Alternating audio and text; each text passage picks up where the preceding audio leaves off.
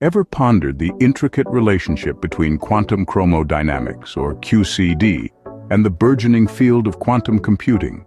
This confluence of two seemingly divergent disciplines might seem perplexing, yet it's a fascinating exploration into the fundamental nature of our universe and the untapped potential of computational power.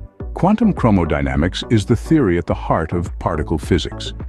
It's the theoretical framework that explains the strong force, one of the four fundamental forces that govern our universe. This force is responsible for binding quarks and gluons, the elementary particles that make up protons, neutrons, and other hadrons. In essence, it's the glue that holds matter together, overcoming the electromagnetic repulsion between protons to ensure the integrity of atoms. Two key properties define QCD: confinement and asymptotic freedom. Confinement refers to the phenomenon where quarks and gluons are permanently trapped within hadrons, never existing freely. This explains why we don't see free quarks or gluons in the observable universe.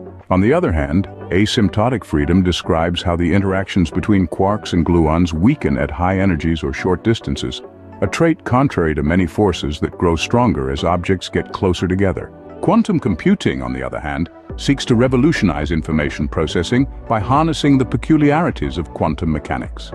Techniques like ion trapping use qubits, represented by ions or other quantum systems, to perform operations based on superposition and entanglement. However, bringing QCD into the realm of quantum computing is a daunting task. The inherent complexity and nonlinear nature of QCD create significant obstacles.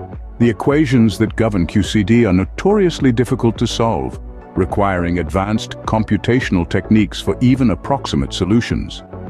This complexity makes its direct application in quantum computing, which thrives on precision and control over quantum states, rather challenging.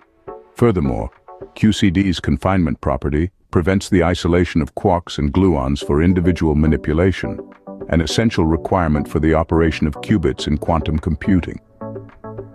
The fundamental nature of quarks and gluons as components of hadrons means they cannot be individually controlled or measured with the precision necessary for quantum computation. The energy scales at which QCD operates also far exceed those typically associated with quantum computing experiments. Quantum computing operates at energy levels where quantum states can be precisely controlled and manipulated. In contrast, the domain of the strong force is at much higher energies, which are difficult to replicate and manage in a laboratory setting. In conclusion, while QCD provides a profound understanding of the fundamental nature of the universe, its integration into quantum computing presents formidable challenges. The focus of quantum computing remains on controllable quantum systems, such as ions, photons, and superconducting circuits. These platforms offer a more feasible basis for developing qubits and quantum gates, unlike the complex and high-energy world of QCD. However, the exploration of these two fields' intersection continues, pushing the boundaries of our understanding of the universe and the potential of computational power.